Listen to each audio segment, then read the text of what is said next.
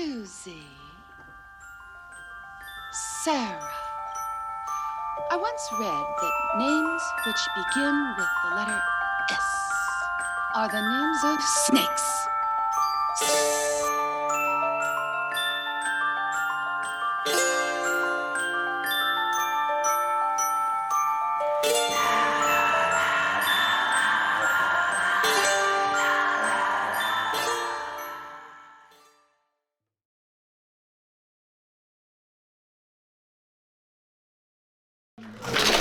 Of course, we're all here tonight to see a screening of Suspiria and 2 live Q&As with Barbara Magnolfi, one before the screening, one after the screening. It's going to be fantastic. This is a part of our Halfway to Halloween series. This is the second time we've done a Halfway to Halloween series. Last night we did The Crow. Tomorrow we're doing Matilda as a family screening. Please, was anybody here for The Crow? Aw, okay. At least somebody was here for The Crow. Also fun little bit of trivia. One of the reasons we screened The Crow is not just that it's a great Halfway to Halloween selection. It happens to be one of Barbara Magnolfi's favorite movies, as if she couldn't get any cooler. All right, couple other things to say. I wanted to announce that in June, for Pride Month, we're going to be doing a screening series of David Cronenberg films to explore the ones that are most ripe for queer and trans and kink interpretations. And the films are going to be Crimes of the Future, and Videodrome, and Shivers, and Rabid, and my personal favorite, Crash. So fucking excited about it. And it's co-programmed by myself and one of our customer service representatives, Naomi Vaughn. Hope you'll check that out. And it's also co-presented by the Leather Archives and Museum. And it's an extension of a series there called Fetish Film Forum, which I encourage you to check out as well, that explores fetish and kink and leather and BDSM and cinema. Monthly screening series. All right, so now, this event would not be happening without Stephanie Sack, who's the co-programmer of this Halfway to Halloween event. She is a friend of Barbara Magnolfi. This is really going to be such an incredible Q&A. For those of you who are unfamiliar with Stephanie, she's a local Gialloholique. She loves the Giallo subgenre of cinema and has programmed some films in that genre here at Facets and at other venues around the city, including the Music Box. And why don't we just bring out Stephanie Sack right now?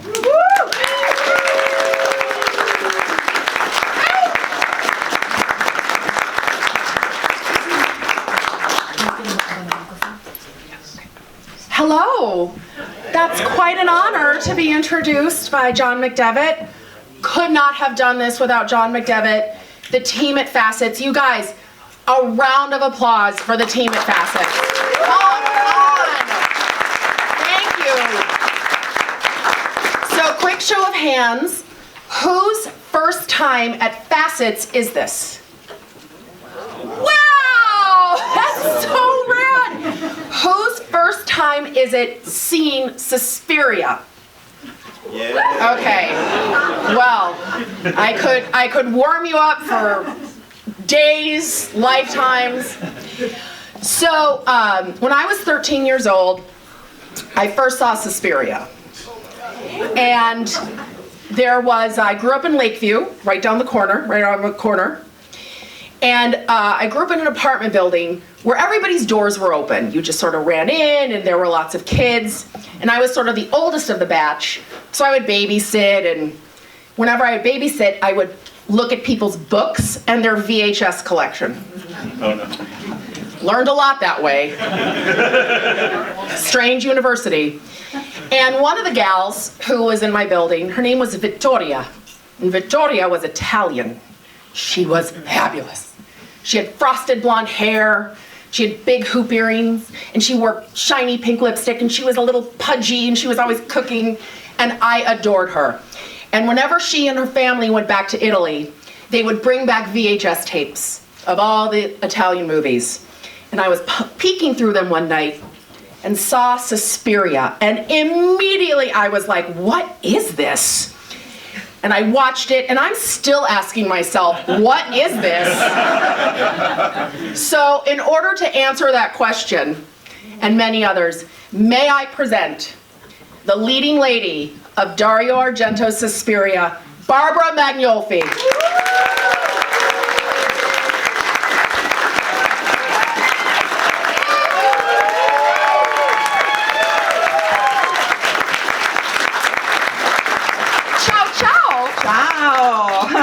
Oh, wow. How are you doing? Great. Good. Who was here for Olga's apartment? Yay! So fun.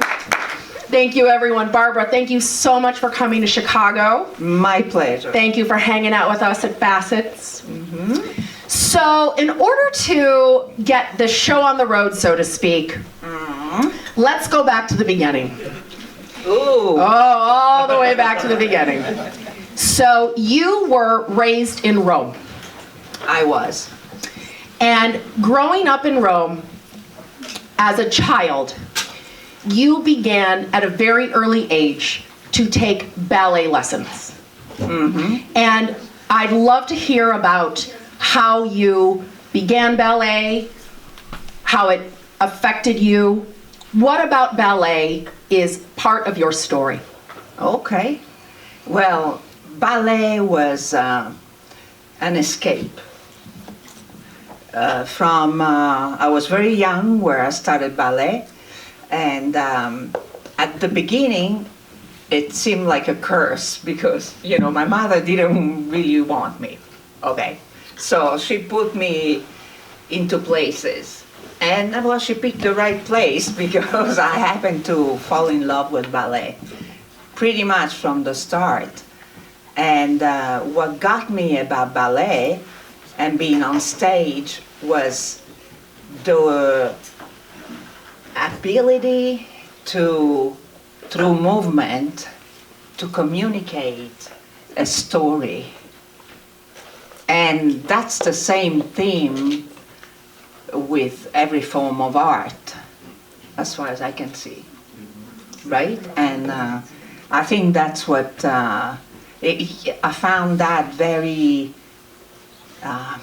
almost cathartic, you know, like to be able to express yourself with whether communication, you know, voice, or with body movement. And I fell in love with the live piano. I loved it. Yeah. And over the course of your childhood, you excelled at ballet, and at the age of 10 or so, became what they called a lead ballerina. I did. And in that evolution, when you were a lead ballerina, what changed, if anything, about how you related to the performance as a lead? Well, it was still the same theme, right? I just became better at it. I perfected, obviously, my technique. I did more training, but gruesome, like, training. It's very intense. And to be a lead ballerina at age 10 is quite an achievement. You know, I also did, I was very, you know, I did gymnastics and all of the things. But what changed at that point was perfecting the technique. Nothing changed in the view of the, you know, what I got, the first thing I got, right? About the communicating. That was it. For me, that was it from the get-go. Yeah. And at a very young age, a little later maybe, I think we figured out it was 12, 13, around that age, you were discovered. And you were discovered by an Italian director. And it's a very glamorous story, at least in this telling of it, at a restaurant. So what was happening that you and this director connected at this restaurant? So I was lunching with my mother. And I think she was dating, or she was with, with the owner of the restaurant. And so, we went there for lunch, and we were here. Over there was a big table with, like, I don't know, 20 people maybe. And it was the cast and part of the crew, director of the film, Come, Quando, Perché. How, where, and with whom? Yeah. Okay.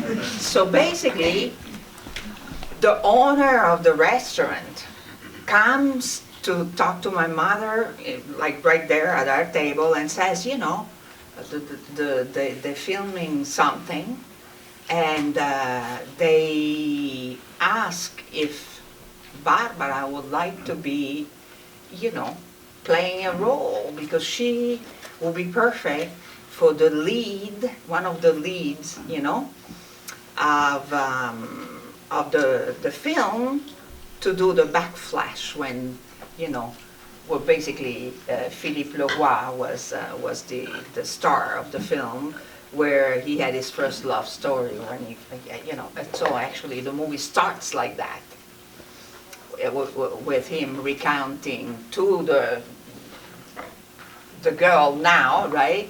Anyhow, so cut a long story short, I was like, yeah. Yeah, see, you gotta understand, I didn't have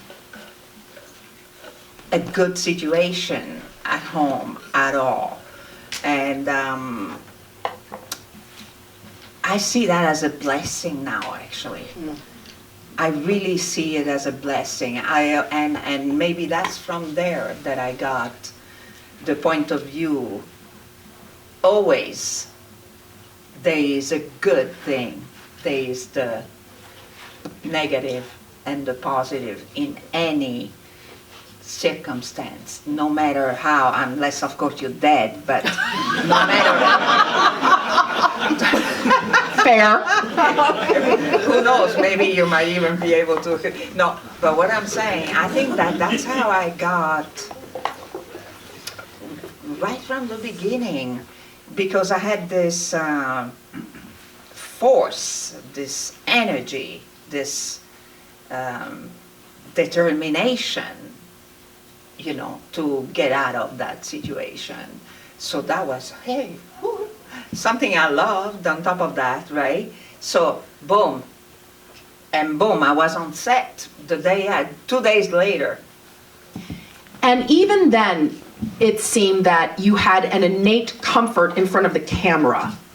Yeah. And while I think it's easy to point to your ballet training, or maybe a natural poise, something about the camera really loved you, even at that young of an age. And what about that experience, actually being in front of the camera, being on set, how did that influence you?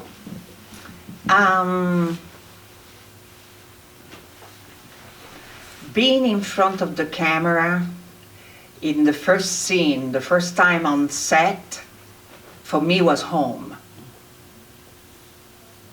Home. And I bet that felt great. I felt, yeah. It was like an outer body experience. It was like I was meant to be there. That's what I was meant to do. And I was with the people I wanted to do it with. Home. More than in my home. There wasn't a home. There I felt safe. I felt like I could express myself through the character that I was playing. And I could play many characters, which gave me another thing, another jewel, which is, to me, being an actor, is to really understand people. Really. You have to study people. You have to be interested in people and their life and stuff to actually play them. It was like truly, it was like being in church to me. And after that experience, you were then, I suppose we'll use the word discovered, by a photographer. And you were live modeling couture clothes. Yes. For the wealthy and the famous. Right. And when the photographer saw you, what happened that he saw that energy and that connection in you? Yeah. There was kind of a silver lining, you know, like this path here, right? I had determined what I was going to do. I just put the idea there. That's what I'm going to do. That's what I'm doing. That's what I'm meant for. That's where I'm home. And somehow the universe, in spite of all the problems, because when that happened, what you asked me about, I actually had left home. I was 15. And obviously I couldn't support myself at 15. And this family kind of took me under their wing. And later on, these guys became very famous. One is a cinematographer. The other one is the photographer that did that picture of the poster that we printed here. Yeah, Donatella. So these guys, they took me in, they needed a model to model for, you know, celebrities and people, high class people, as aristocratic, you know, to come and see, you know, how the clothes would look, right? And the photographer would take pictures. And boy, the place started selling more. I was making a ton of money at 15, so much that I was able to move out of their place and rent an apartment with a friend of mine that was 18 and get on my way, you know, to success. So the photographer said, you know, you look amazing, look, the pictures. You know, I could get you on Vogue. Maybe we could do some things, you know, that you were. Sure enough, I landed on Vogue with an ad for Fiorucci. Then I did another one for Sicci's jeans. That the logo was my cheeks with shorts. and it said, if you love me, follow me or something, or buy me. Still an excellent advert. Wait a second. I have some funny stories about that. I was on all the billboards. Well, they weren't billboards, but they were big posters, you know, in the streets. I'll tell you a funny story on that one, if you don't mind. You know, basically, I was out on a date later on, and the thing was still out, right? And we get out of a movie, my date and I, and this guy, I really, you know, wasn't feeling him. So basically, we're walking, and he's like making comments about my posters. He didn't know it was me, right? He says, whoa, look at those chicks, basically. Did you identify yourself as the owner of the cheeks? Wait, Okay. because I wasn't, you know, he wanted to go on with the date. I didn't, you know, especially after that, right? And I said, well, too bad, you know what I'm saying? Because those chicks are mine. I'm not gonna get any of it. That's how I dumped the guy. That was really funny. But anyway, so he was like, oh my God, I'm sorry, da da da, blah, blah, whatever. Anyway, it was fun. It was a funny thing. And yeah, I mean, you know, things seem to line up, appear, people, circumstances where I could, I guess I saw the opportunity in it as well. So it goes both ways, right? Because I could have also not taken the opportunity.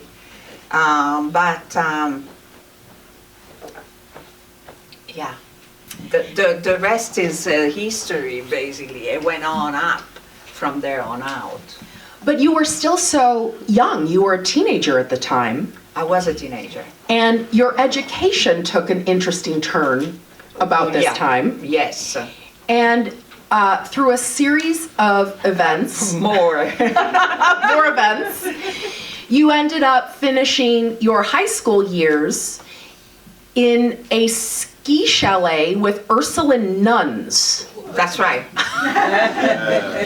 So the theme was, you know, my mother didn't want me. I really didn't want to be with her because I'm not going to get into details. And it was a horror story there.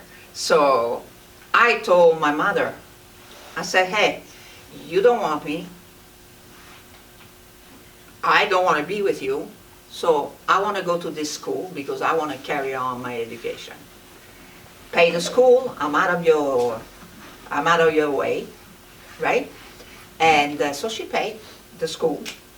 And off I went to boarding school of Le Suore Orsoline at Cortina d'Ampezzo, which is a very well-known location for skiing, you know, the ski location in Italy where, you know, the glitz and glamour goes, right, to ski.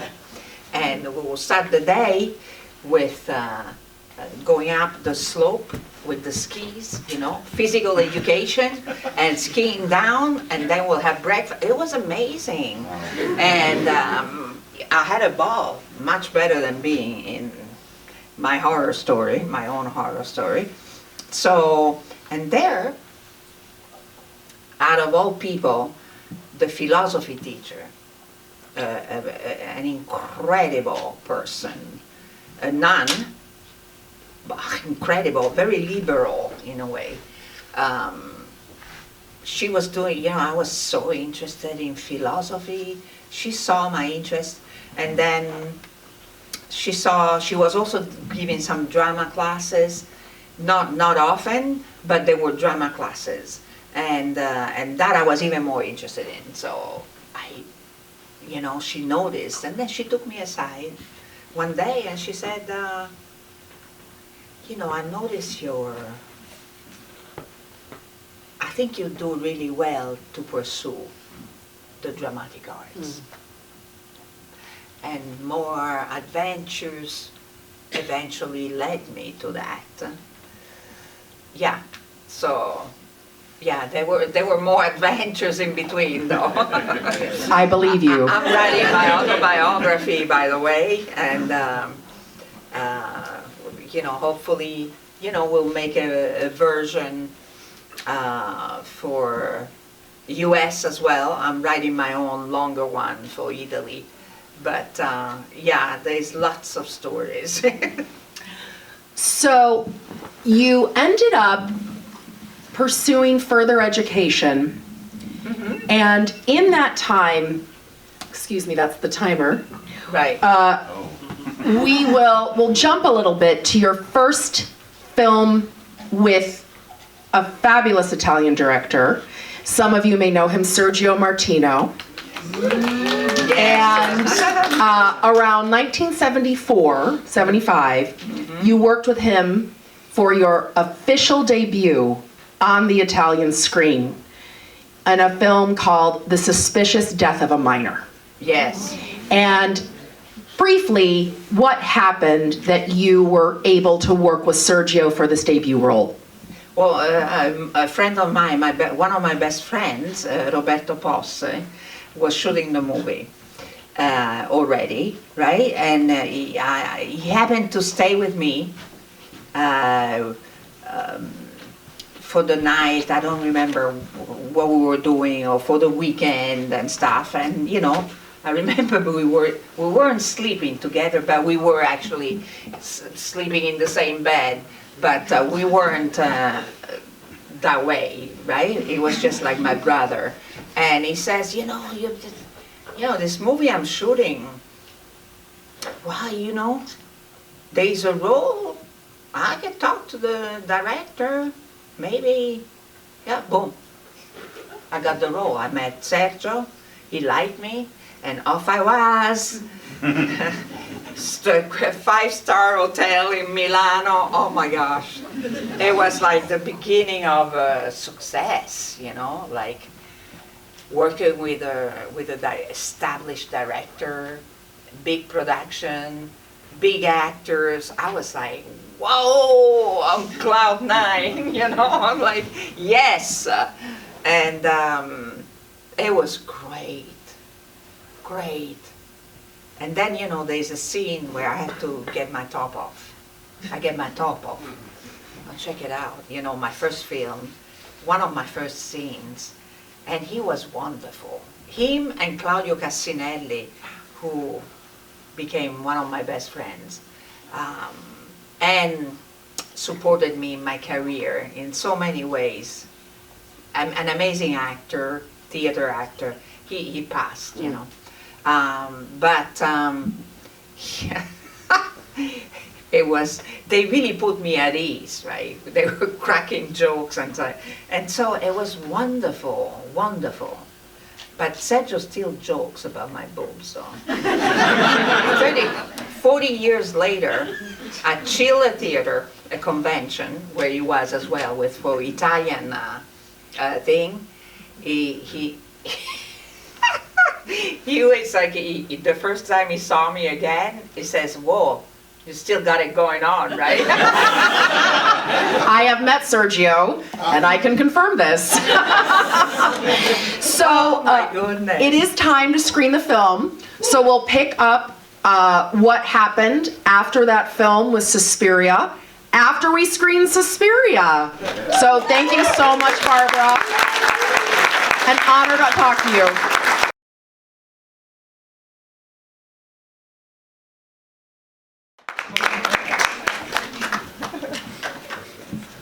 Wow, I am exhausted. So, whose first time was seeing Suspiria? Remind me. Quick response. What did you think? Yes, correct response.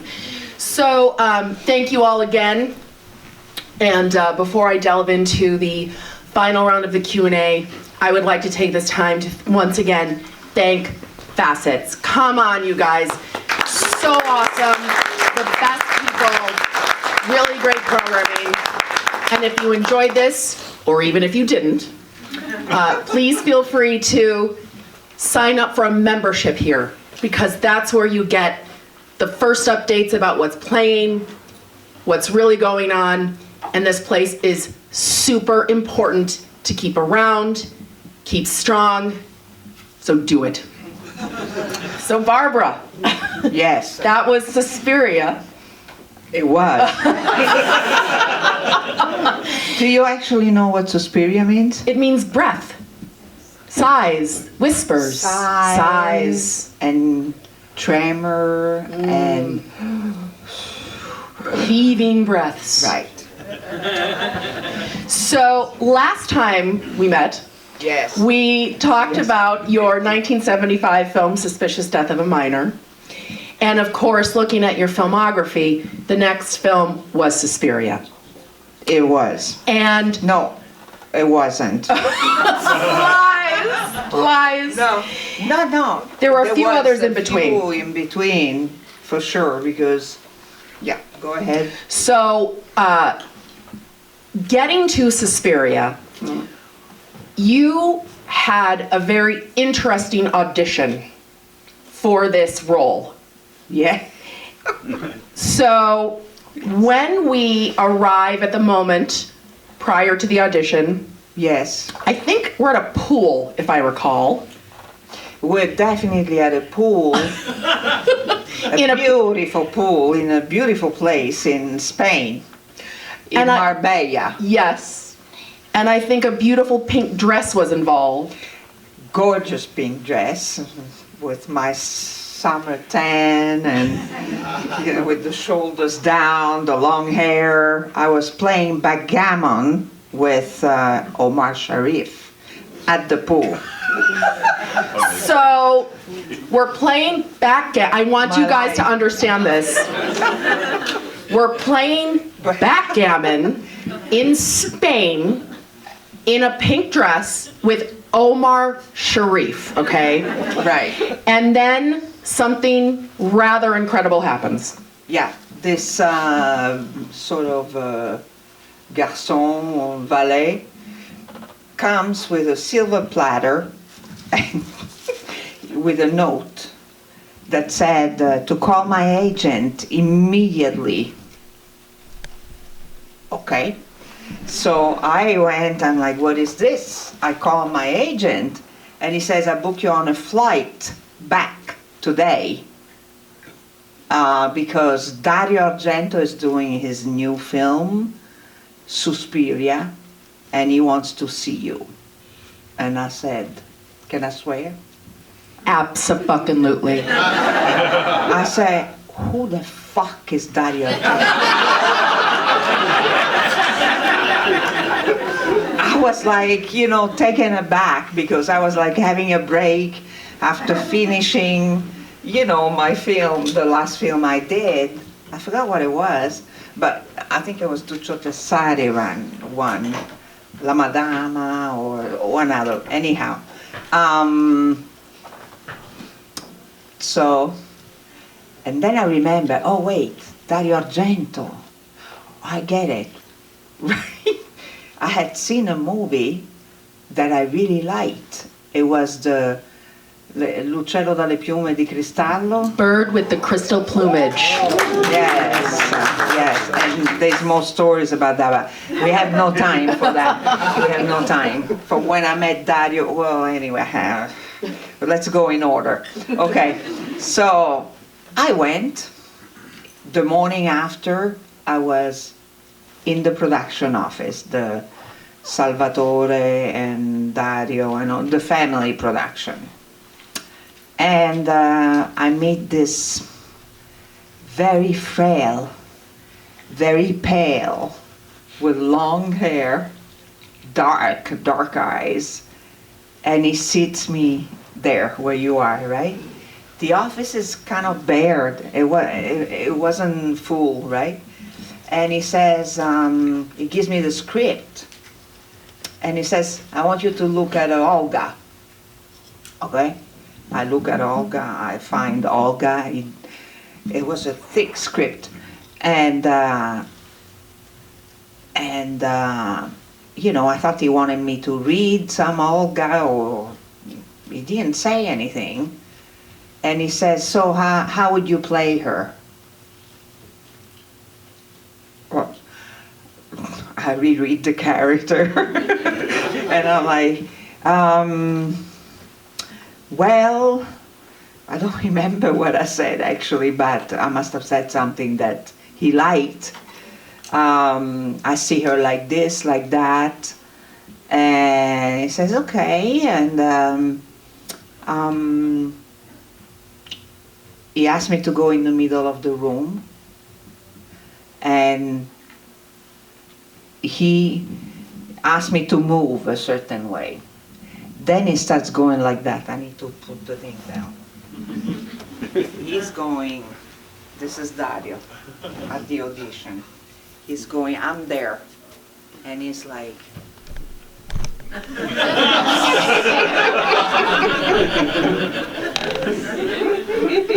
then he stops, and then he's like,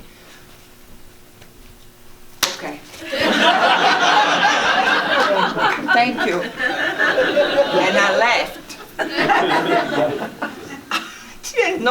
I didn't know what happened. I didn't know what happened. I'm like, did I scare him? Did I, you know, Dario was, he is, or was then, anyhow, a very interesting guy. He was very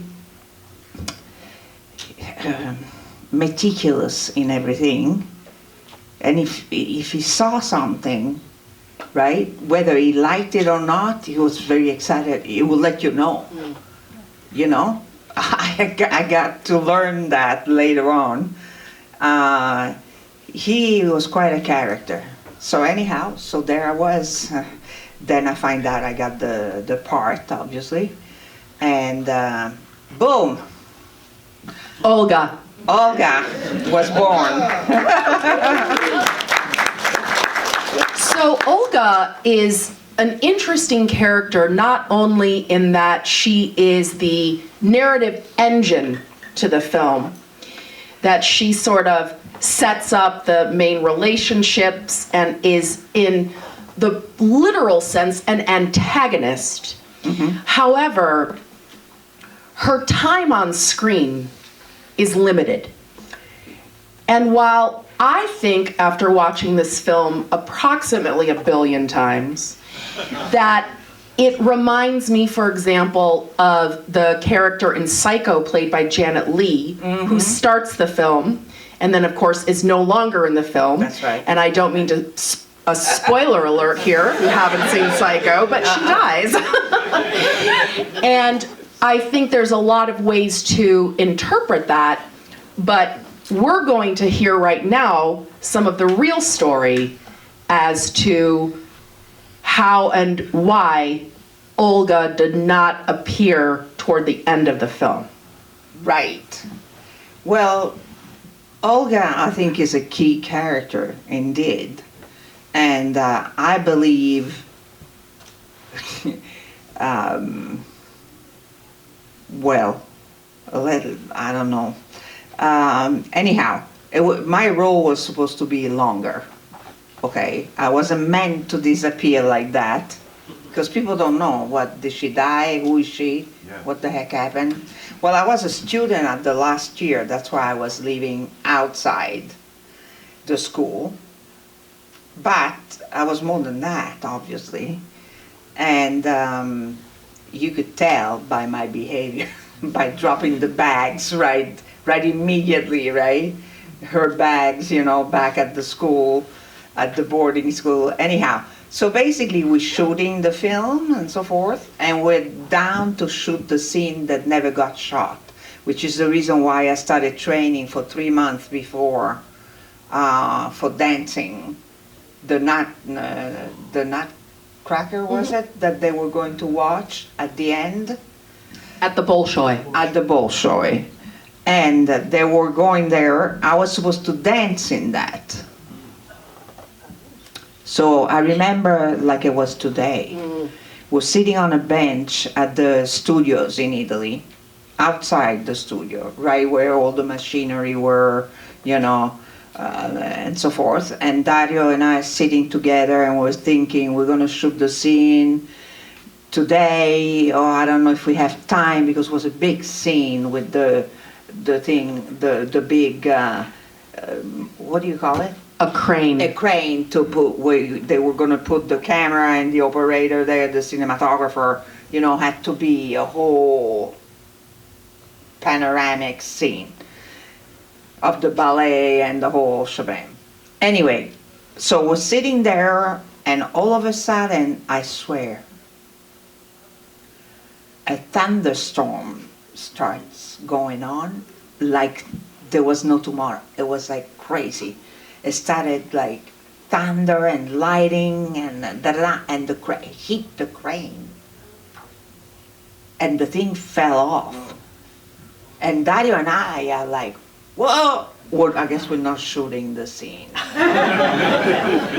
So now Dario didn't believe in this stuff, but there was a lot of stuff going on during Suspiria. And, you know, he sometimes talks about it, but he doesn't take it like it has anything to do with the witches or anything, or the subject that we were dealing with, right? Though he took this sign of the crane being, you know, hit by the thunder before we were going to shoot the scene as a sign, and we didn't shoot the scene. He realized that if we had shot the scene, it would have taken away from the general suspense at the end. If we had cut that and put the ballet and me in it, and so it would have been too much. Like, you know what I'm saying? So That was it. We didn't shoot the scene. And that was it. A sign is a sign. A sign is a sign. So speaking to what you just mentioned, the suspense of the film. Yes. This film is a masterclass of suspense. And for long periods of time, very little really happens. But the suspense, the tension, the anxiety is built up because as nothing happens, the audience is prepared for something to happen. Right. And how do you interpret Dario's mastery of suspense at a girls' ballet school? That's a very interesting question. Really, I don't know. I think Dario, I don't know. He's kind of he had a vision. I don't think he planned the suspense that much. I think Dario had a vision in his mind. He talks about it as well. They could be dreams, or they could be stories that he read, but mainly from his dreams, he said that, and I think he's such a perfectionist in putting it into manifesting that vision. Down to the last little detail. And I think that maybe that's where his mastery of suspense comes from. The details. The details. The tiny details. The colors, the movement of the camera, something is happening but it is nothing happening, but something is always happening. I think that's the technicality involved into representing his vision into reality. That's my take on it. Because I don't think even seeing him shoot Suspiria, right? It's not planned that way. He shoots his vision. And let me tell you, sometimes if he doesn't like what he sees, the guys must have spent like 8 hours to build that kind of set. He comes on set, he checks it out, he looks at it. Nah, so we'll do it all over again. Seriously. Like he doesn't see his vision there. He doesn't do it. I think speaking to his vision is another sort of big question, and that is why, of all of his films, of all of the films from the genre, does this film appeal to an American market unlike any other film made in Italy in the 70s? Well, first of all, it's an all girls movie. It's all women, right? Right. Right. And what kind of woman? Look at the women in the film. Very strong. Right. Dario loves women. I mean, really respects them and really likes women. And I think that's it's a film that, in a way, it gives some power to women. You know, I mean, I'm a witchette, a witch. I'm on the other side, really. But even on the other side, look at me, right? I'm like, what do I represent there, right? And we have a mystery to solve, and some stuff is happening. The women get together, they solve the mystery, right? Yes, If a you look young at woman it, solves although a complicated murder mystery. Right. No, but look at the except for the psychiatrist, Udo Kier, the male characters are not, you know what I'm saying? They're not, right? They're not the winning characters. Not at all. And hey, I have nothing with men, I'm just saying that's, and I think, also it may appeal to American audience because I think Americans like some challenging thing happening and the resolution of it. Somebody succeeding. I think, well, anyone probably it's appealing to in any country, but for specifically maybe in that era that it came out, I think because it's all women. I have some. I met some amazing women that are, you know what I'm saying, fans of Suspiria and Olga, and it's a whole style that went on there. The aesthetics of this film are not only timeless, but in some very real way outside of time completely. Totally. And I think that not only appeals upon the first watch, but on the successive watches, that with every watch you notice more, you see more, you see how the narrative works. Yes, and, I agree. And I think that one of the reasons why it appeals to generation after generation is because of the relatability of the female characters as well.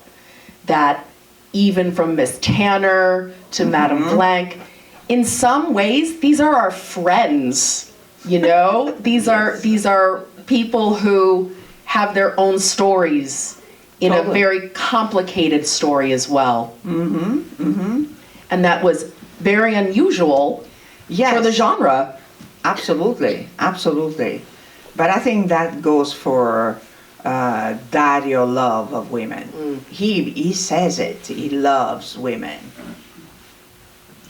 So, Barbara, thank you so much for coming to Chicago to Facet.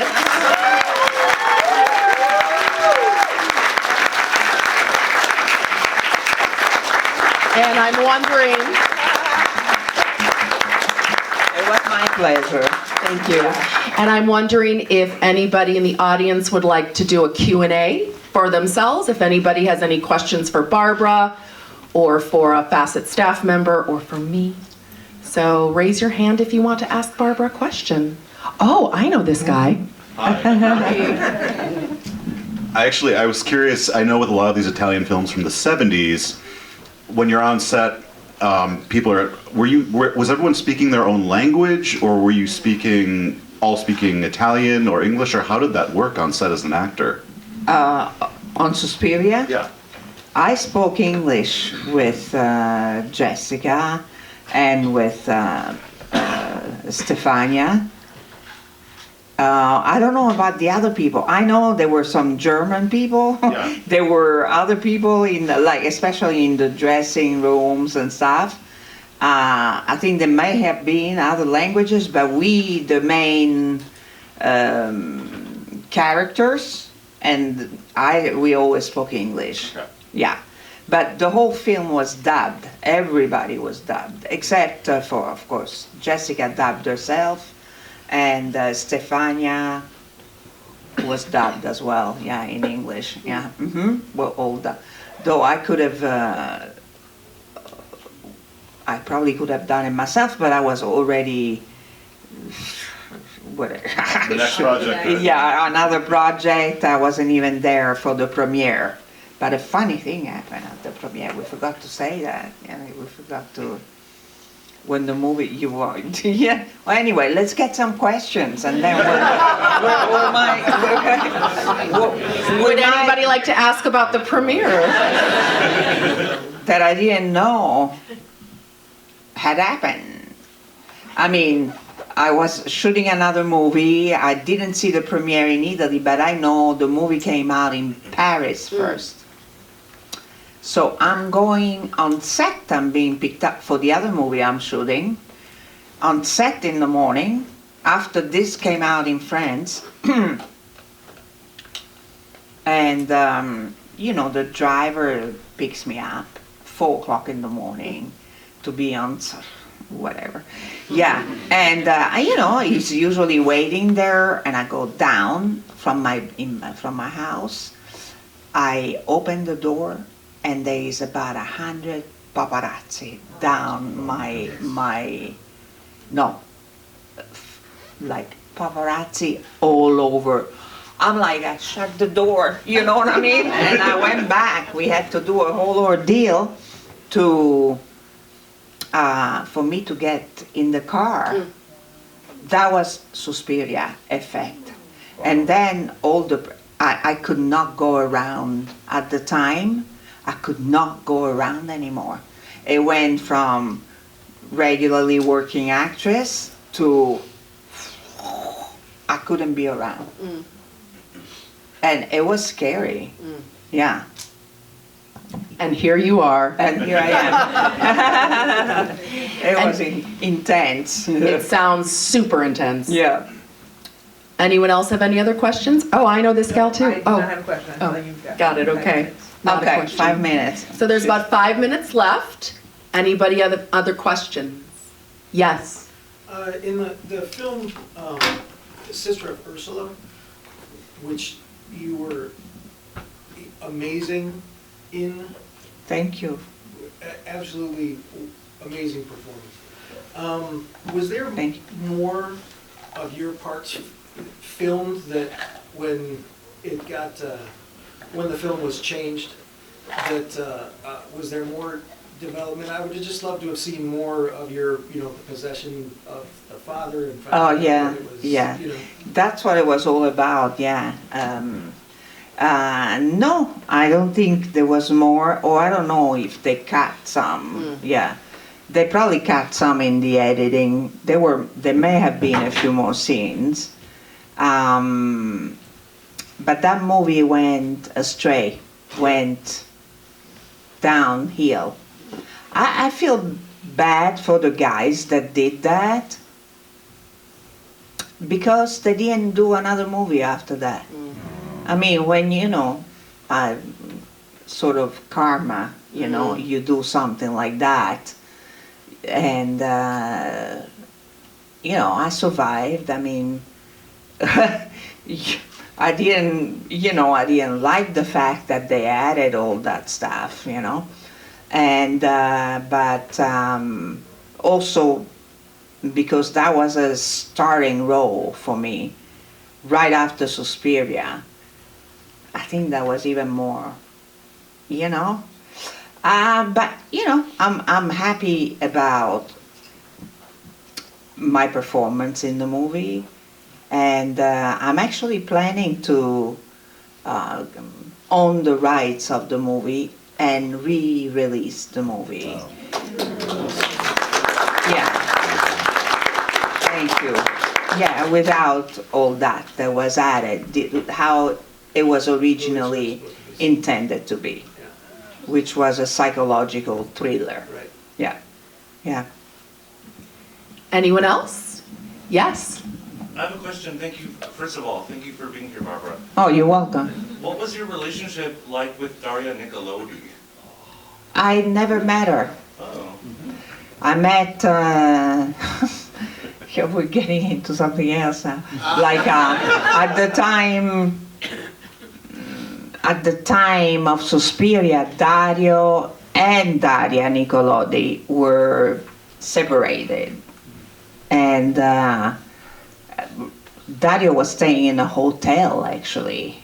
And so I never got to meet her. But she was supposed to play the role that Stefania Casini played. Yeah.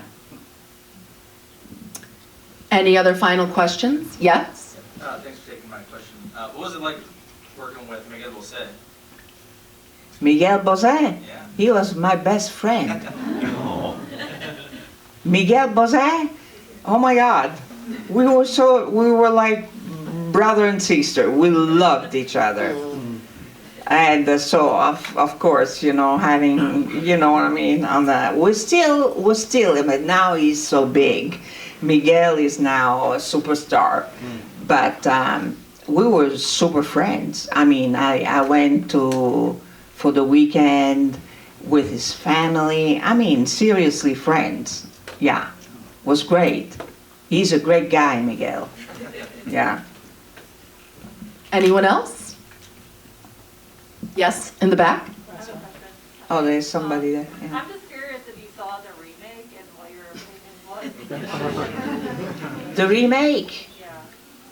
I was put on the spot on the remake. I was at the premiere in LA, in Hollywood premiere, at the Cinerama Dome, and with all the cast. And the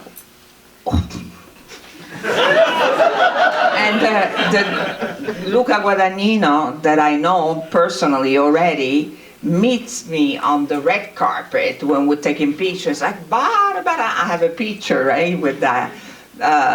So happy, you know, you gotta tell me, I can't wait for you to see. You gotta tell me what you think. And remake of the film. I think this was an homage to Dario Argento's work and a tribute, you know, and Luca loves Dario.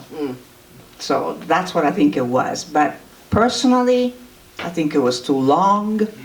It was hard for me to watch that. That's what I think.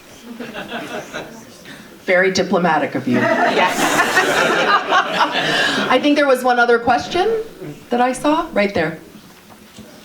So sitting here today rewatching Suspiria, what feelings does it induce, or like, I don't know, just how does it feel like sitting here today watching Suspiria, looking back on? It's always fun to watch it back. I remember the moment, you know, when I got on set the first day, and it was like that big, you know, with everybody, with John Bennett, Alida Valli. That was the first scene I shot, the first day on set. And I remember being exhilarated, like, I had a feeling, you know, so I kind of relieved that feeling, rewatching it, the day I got on set, and I knew we were doing something special there. Something was going on in that film, yeah. Thank you for sharing that something with us, Barbara. Absolutely. An honor and pleasure to be here with you tonight.